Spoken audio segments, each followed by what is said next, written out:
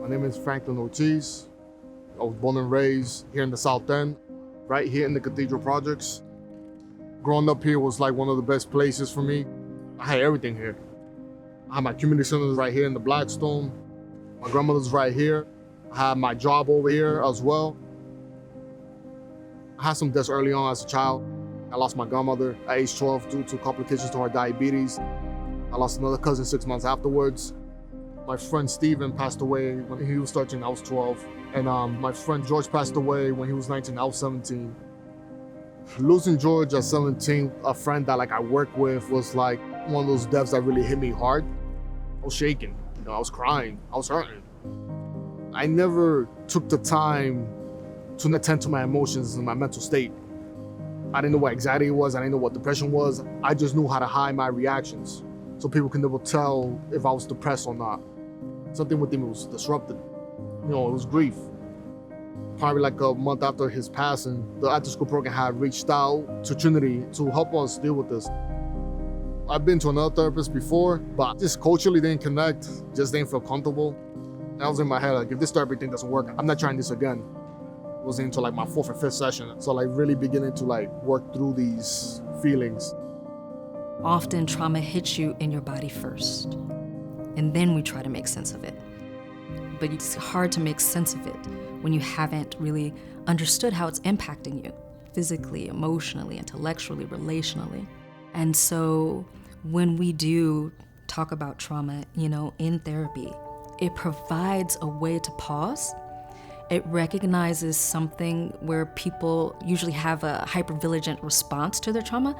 We all have a fight, freeze, or flight. We all need to survive, and we all need that to work. Therapy makes room for people to bring their voices back, to bring their lives back in a specific, poignant way that's their life, not everybody else's. So you can get really deep in how the trauma impacted them. Grief is sadness, it's anger, it's all the negative emotions you can think of all packaged into one.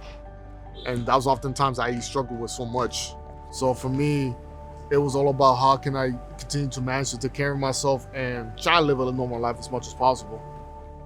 Franklin is such a giving person, and he has such a heart and passion for taking care of people. So we identified some people in his life that he could maybe go deeper with, and really talked and processed that and helped him build those bridges and make those connections. It takes a village to raise a child, and I think you need your own village to help you prosper. And I just feel like that's the importance of having positive people around your life that see the good in you, but also want to see the best that you can do when they see the potential. Because God knows I didn't see that potential in me at 18. Where are we and why is it significant? So we are at Trinity Counseling Center. This place has been amazing for me for the last 4 years. I started back in the fall of 2017. And this is where I really took the first step to adjust my mental health and my emotional health. Well, let's go see the inside of the church. Yeah, definitely. Let's go up the steps.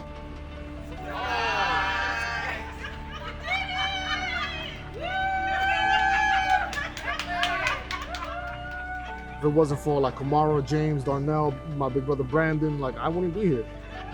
They stuck by me through the bad, and they just kept supporting me. And if I felt they would be there to pick me back up. My little village behind me was what got me here, and I'm happy that I'm here and thankful for them. I never can tell them how much I'm thankful for them. For me, it's how can I continue to get better, and how can I help others get better as well, because I truly care about my society, my community, and just continue to reach for the sky. When people of color look for therapists, they want to see themselves. They want to see, what does this healing look like? How can I experience this healing work here? I think about his story, I think about where he's come from, I think about how he's always engaged in those questions around race. Franklin really embodies the work towards building a more equitable Boston.